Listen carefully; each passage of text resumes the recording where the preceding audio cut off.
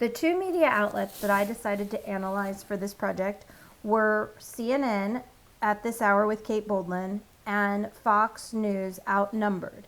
I chose these two outlets because they do have different political affiliations, and so using the theories and applying them to similar stories, but looking at the more liberal CNN viewpoint and how they handled the situation versus the more conservative Fox News was a very interesting analysis.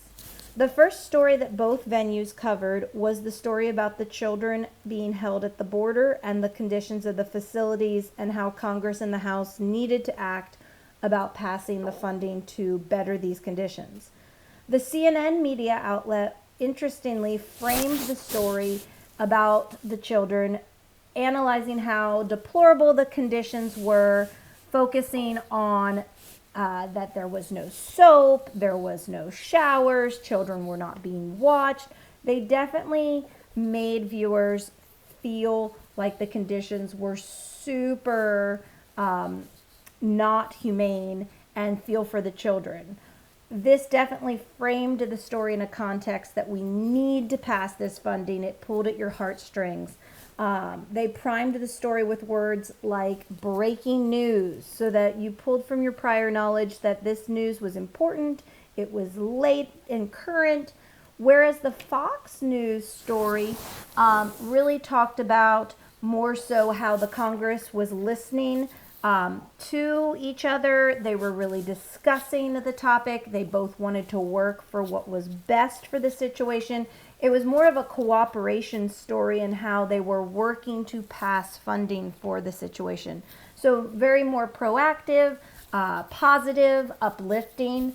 They weren't bashing anyone or discussing that things weren't being handled right by any side. It was more open to suggestions and that there was going to be resolution to the situation. So the framing was definitely different in each of the outlets. Also priming, there was no breaking news used in the Fox News. It was just treated as if it was a story that, was in the news already, and just something to be more aware of. Second story that was covered was the Jesse Smollett case and how there was a new video being released by police, and that it was the images of him with the noose around his neck, the images of him in the car with the kidnappers. And this one was framed by the CNN outlet as you should be outraged. It was definitely priming you with the images, I think, on both outlets of the noose around his neck, to maybe elicit images of prior knowledge where the KKK was involved and how horrific this type of imagery was and how on earth could he do such a thing and create such a hoax around such a visual and graphic image, and waste people's time. Definitely used priming words like wasted police and the funding that was used for this information. They definitely gatekeeped in this article or this story, I believe, because there was no reports from him. There was no other side to the story. It was more so just outrage and that we want to press more charges, looking into his attorney and things like that. There was no interview with Jesse or his side in the proceedings. It was definitely one-sided in this for both venues. So I found this one was covered very similarly from both viewpoints, that we should still be outraged, pressing more charges, mad that they wasted time. So it was framed in that concept, no matter if it was the liberal view or the conservative view, which I found interesting.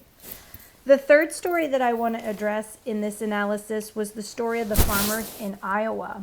In the CNN version, it was definitely framed in the context that the farmers were being let down. They had supported Trump in the election and now are going bankrupt because of his trade with China restrictions.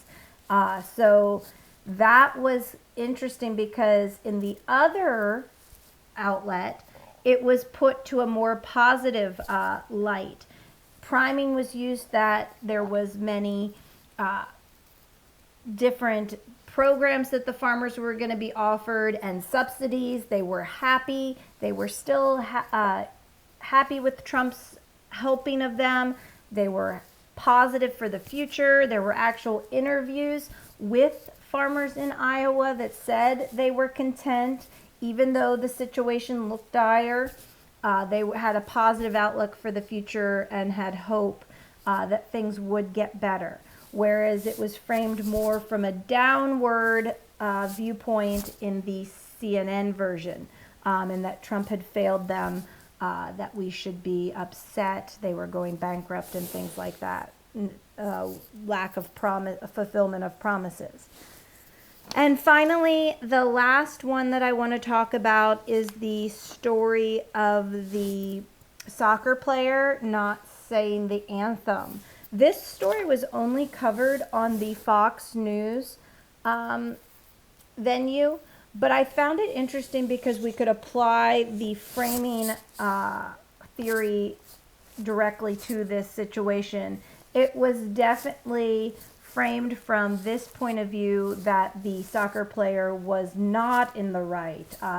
The reporters or correspondents were upset that she had no patriotism, that she was expressing herself not in a good light. She was ruining things for the other soccer players. The comparison to the Cal Kaepernick story was made to set the agenda for, gosh, look at all these people who are just dissing our country and for why. So that was how that one was framed. Also, during the Fox News stories, there were 3 commercials that I found interesting that constantly repeated the motto of the Fox News outlet. And I think the words in those commercials definitely primed the listeners or viewers for the type of media that they were going to be seeing on this outlet. The word honest was constantly used in these commercials. So that was definitely a key point that kept repeating itself over and over again, is that this was going to be honest news, that there was going to be no political noise in this, and that nobody was controlling this media outlet. So definitely primed the listeners or viewers to know or think that this media was going to report the true stories, the things that did not have a skewed view.